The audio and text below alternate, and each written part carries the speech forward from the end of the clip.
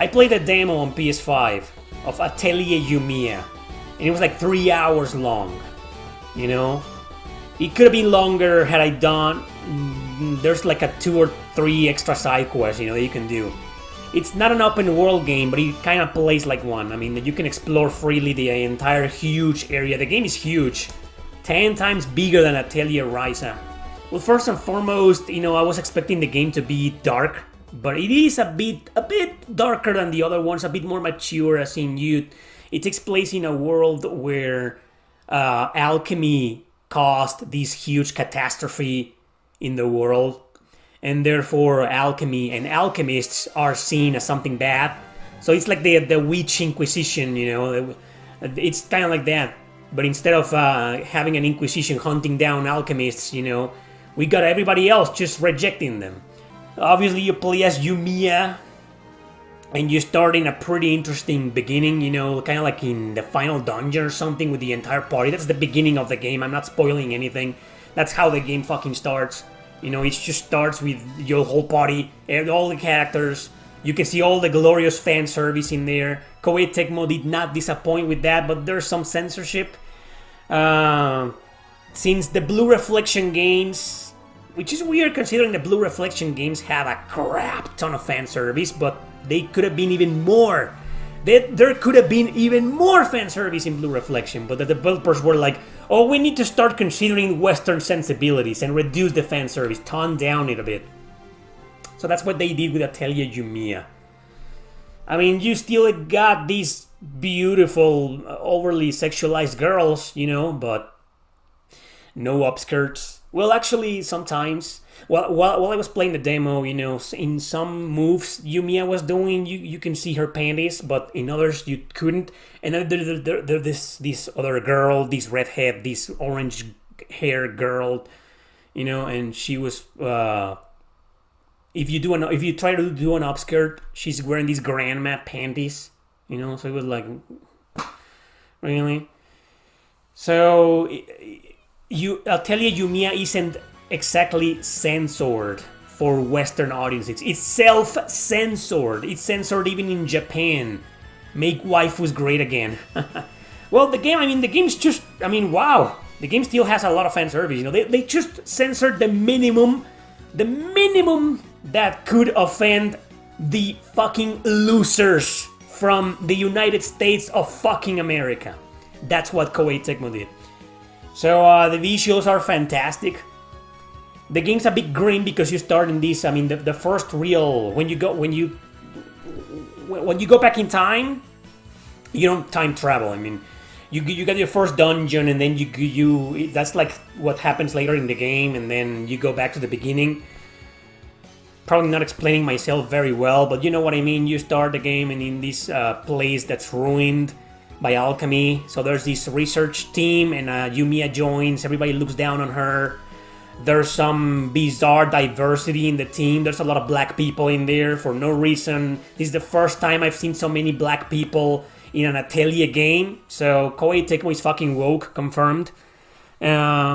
Everybody except the boss treats Yumia like the plague, you know, like, oh, you're an alchemist, get the fuck away from me. So yeah, it is a bit dark, it is a bit more mature. It's, but there's nothing gothic about it. There's nothing like, no, Yumia is the same fucking airhead girl. She's the same character we've seen a million times before. In Ryza, in Rorona, the same. It's just she's a little bit more emo because the entire world rejects alchemists, and she's an alchemist. Well, apart from that, you know, her personality starts flourishing every now and then, and she's just the classic Atelier girl. The same protagonist we've gotten, just with a different design, a different name. Same personality as every fucking Atelier game. So the party members are like, okay, you know, there's not that much to say about them in a 2-3 hour long demo. But my biggest complaint, well, you know, the alchemy, there's an alchemy system. It's a little bit normal, you know, it's not as complicated as I thought it would be. I mean, the game does take a while for you to understand it. You start seeing these weird features, new features in this alchemy system, and then you can build stuff, blah, blah, blah. So what I'm trying to say is that The Alchemy system could have been worse, could have been more complicated, but they just added new features. But it's okay, you know, it's not that complex. But that is too soon to judge. Maybe it'll get more complicated with the game. I don't know. I just played the demo. Okay, I haven't played the game. I know it was released a few days ago, but I haven't played the full game, just the demo. And my biggest complaint is the battle system. It's just action. Disguised as turn-based. That's not a turn-based RPG anymore. It happened. We saw it coming from the Ryza trilogy. That was turn-based. That's still turn-based, 100% turn-based, but you know, it's kind of like on real time, right? You gotta choose fast, like in the old Final Fantasy games. But then this one, it's all about creating combos, you know, and clicking buttons, and you can move around, you can run around, and it's an action RPG. Sure, it's no hack and slash like Final Fantasy VII Remake, you know, but it's an action RPG. The new Atelier game is an action RPG. They changed the battle system. It's no longer turn-based. I'm very disappointed. I'm not buying this game. Well, I'm not buying this game for two reasons. One, because it's woke. Clearly woke. I don't know what kind of bullshit they're gonna pull out in the story later on. I have no idea. You know, but it's got the minimum DEI bullshit from the start. And second, because of this, it's fucking bullshit. The battle system is it good? Is it any good at least? Well, yeah, it's kind of intense, kind of easy at first, but then it starts getting crazier because there's a fatal flaw. There's level scaling. You guys know what that is? Level scaling is like Final Fantasy VIII. The enemies level up with you. So it's fucking pointless to grind. Because I didn't do a lot of grinding, but I killed a lot of enemies at the beginning because, you know, you could kill him in like 2 seconds. It was super easy on normal mode. I was playing on normal mode. The game does have difficulty settings. I was beating the shit out of everybody. I was like, why is this game so easy? Okay, it's the beginning of the game. Maybe it's gonna get harder later on. And it did, but because I leveled up to fucking level 9 or 10, you know, and all the enemies were now level 10 and they were kicking my ass. And there's of course some elite monsters because of course the Monster Hunter influence, the Xenoblade influence got to Atelier. Now you got elite monsters in there.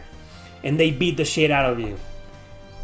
But the level scaling, woke bullshit, and the action RPG, trying to pass as a turn-based, that's not turn-based.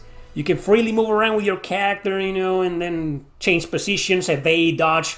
They make it a big deal about dodging, you know, dodging the enemy attacks and their skills, their special skills. When they're about to do a skill, they have this range and you have enough time to move around, to evade, to dodge. Why do I need to do that in a turn-based RPG? It's pointless. It's an action RPG. It's bullshit. Fuck this game. Fuck Atelier Yumia. Fuck Koei Tecmo. That's my review. Those are my first impressions. But I do want to say I don't think it's a bad game. It's got some good things about it. You know, the graphics, the visuals, the music. The music actually sounds a little bit more like Persona for some reason. The battle theme is very Persona-like. And yeah, what else? Well, the fact that it's an action RPG doesn't mean it's a bad game. I just think it's like, you shouldn't change the battle system like that. It's just no. But we saw it coming from Ryza. I'm not buying this fucking game. Never. And even if I wanted to, it's gonna be fucking expensive forever. Koei Tecmo games never go down in price. So what's the point?